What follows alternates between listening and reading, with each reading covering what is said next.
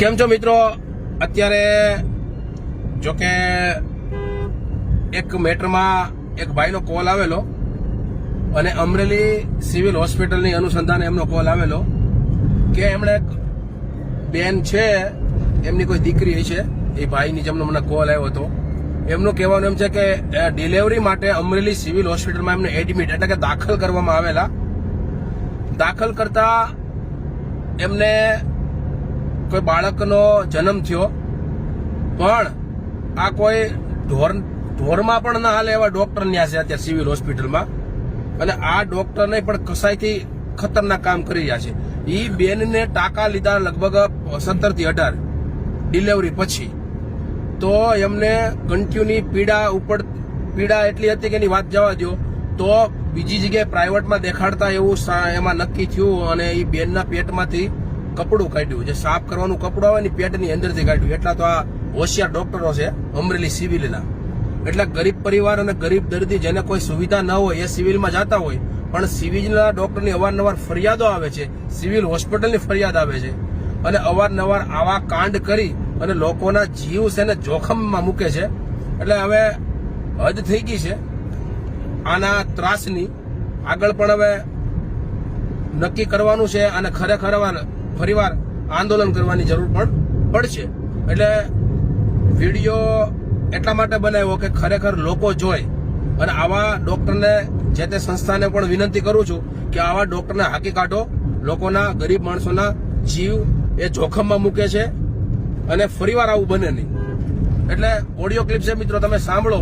ત્યાર પહેલા મારી સાથે એવા મારા સાથી મિત્ર કોળી સમાજના અમરેલી જિલ્લાના પ્રમુખ, એમને પણ સિવિલ બાબતે 2 શબ્દ કેવા છે, એને કેવો અનુભવ થયો છે તે સાંભળો મારા મિત્ર હાર્દિકભાઈ સોલંકીના મુખે.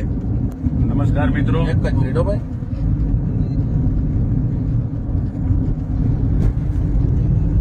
નમસ્કાર મિત્રો, હું છું હાર્દિક સોલંકી.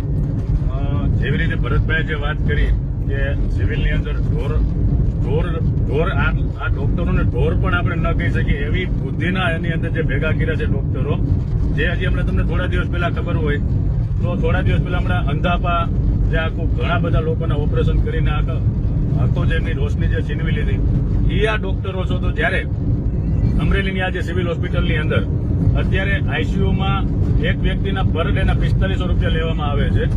તો વિચાર કરો મિત્રો કે આ એક સંસ્થા હોય છે કે જે સરકારી હોસ્પિટલ કહેવાય, તો એમની અંદર જે 4500 રૂપિયા લેવામાં વસૂલ કરવામાં આવે છે અને ત્યાં કોઈ સારો વ્યક્તિ તો કોઈ સિવિલમાં આવતો જ નથી. જ્યાં કોઈ હોય તે મજૂર વ્યક્તિઓ ત્યાં આવતા હોય છે, એમની પાસેથી 4500 રૂપિયા પર ડેના વસૂલ કરવામાં આવે છે. અને એવી જ રીતે ત્યાં સિક્યુરિટીનો ત્રાસ પણ એટલો હોવાથી કે બહારના દર્દીઓ હોય એમને ટાઈમે અંદર નથી જવા દેતા, હારે રહેવા નથી દેતા.